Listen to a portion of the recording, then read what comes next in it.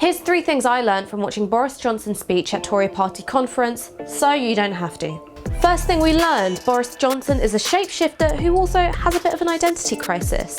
It was really quite striking that he kept referring back to his time as London Mayor, that socially liberal Boris Johnson who is in favour of things like marriage equality. So it seems to me that in emphasising his one nation credentials, Boris Johnson's a bit worried about being outfoxed by the Liberal Democrats in those tasty Tory Lib Dem marginals in the South West.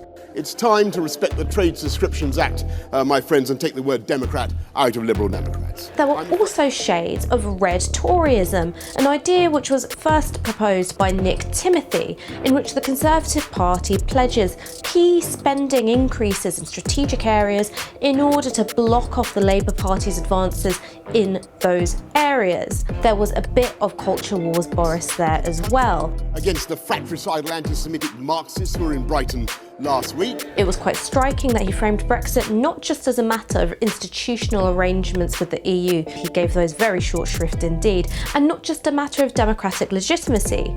He directly referenced Leave voting towns who felt that their views had become unfashionable or indeed unmentionable. Somehow unfashionable or unmentionable.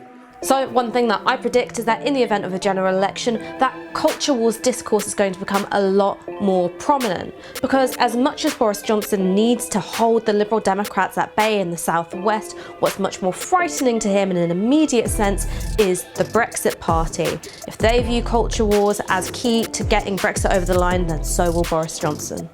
But on Brexit, the main issue of Boris Johnson's speech, did we actually learn anything new? Yes, one thing, that his mum apparently voted Leave, as if we've not heard enough about that bloody family. My mother voted Leave.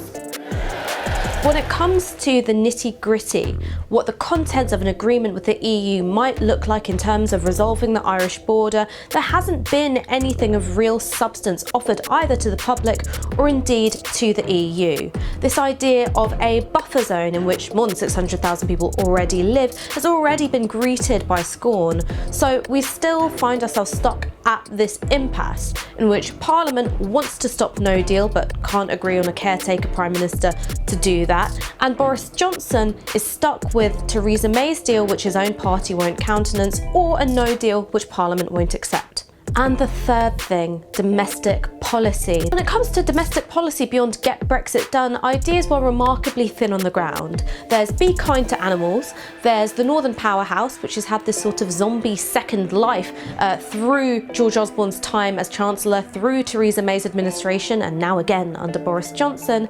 And there was the pledge that it is the Tory party who are the party of the NHS. But the key spending pledge there, that Boris Johnson will build 40 new hospitals, has already been debunked. Just this weekend, the BBC had to correct an article which had reported Matt Hancock's claims that the Tories would build 40 new hospitals.